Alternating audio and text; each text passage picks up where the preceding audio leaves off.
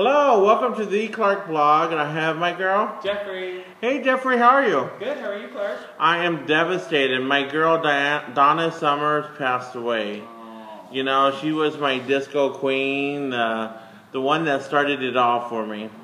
And, you know, just really sad to hear. I was really sad. You know, with Whitney passing, I was sad, but this came more of a shock to me than, you know, the whole Whitney thing. And there you see her in the back screen there, listening to some vintage, what's that, on the radio. That was my favorite song from her, too.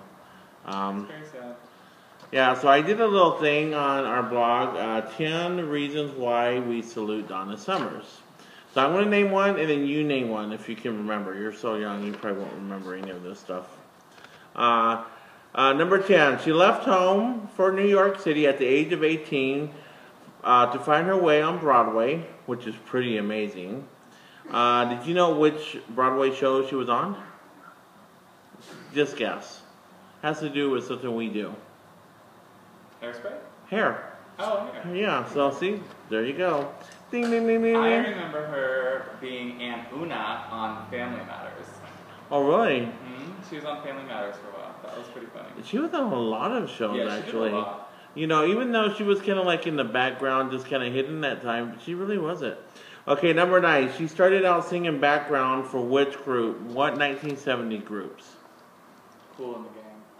No, you would think, right? Yeah. Yeah, she won't be in the back of Cool in the Gang. There's too many of them. 3 Dog Nights. Oh. Is that crazy? Yeah. Yeah, that's pretty cool. She started out singing background singer in 1970 with the trio group 3 Dog Nights. After dancing herself, a born-again Christian. Did you know she was a born-again Christian? I did, because there was some controversy with some things that she may or may not have said, yes. Yeah.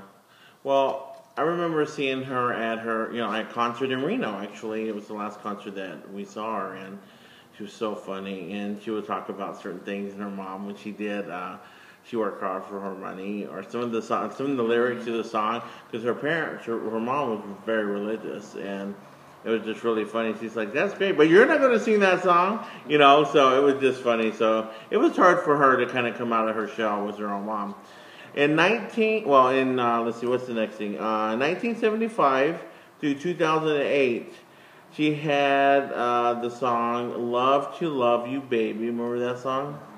Did you know it debuted in the charts at number 19, and then it was the number dance hit for 1975 to 2008. That's a long time. You know, she was just only second to one other person. Can you guess? What dance music was? Yeah. I don't know who it's going to be. You don't? Really? Just kind of off the top of your head. Just name some. I was going to say, Whitney dance music's pretty popular, but no. Madonna. That's what I did. Yeah, I know. But I said it. I'm just kidding. Yeah. But anyway, okay, number 6. She had her biggest hit in 1980 was "She Works Hard for Her Money," which became another anthem for women's rights. Did you know that? Yeah. Yeah, and for gay rights. Well, no, maybe not gay rights, but hey, you know, we'll just threw that out there. Also, even as disco went out of fashion, she remained a fixture in the dance club. Endless samples and remixes were composed by her music. And now it's going to be even bigger, I bet. Number 4, "Love to Love You, Baby." Donna Summers said that she had thought of how a song might sound if Marilyn Monroe had sang it. So she was inspired by Marilyn Monroe. Huh. Yeah. Number 3, she was the only artist to have a consecutive double LP #1 live and more, Bad Girls, and on the radio. She was also the first female artist with 4 #1 single in 13 months period, according to Rock Hall of Fame. She was breaking records. Yeah, and you know what? She deserved it because she was amazing, you know. And it's hard to say it was, you know, it's just so shocking. And then in 1994, Summer and her family moved from LA to Nashville, where she took time out from show business to focus on painting, making her a true woman of an artist. Or a true woman of the arts. So true. Okay, I guess if I read it right, it'll sound better. And the number one thing on our list, number one, okay, because this is huge, was, I want y'all to see this image. You see this image? You see those blue boots?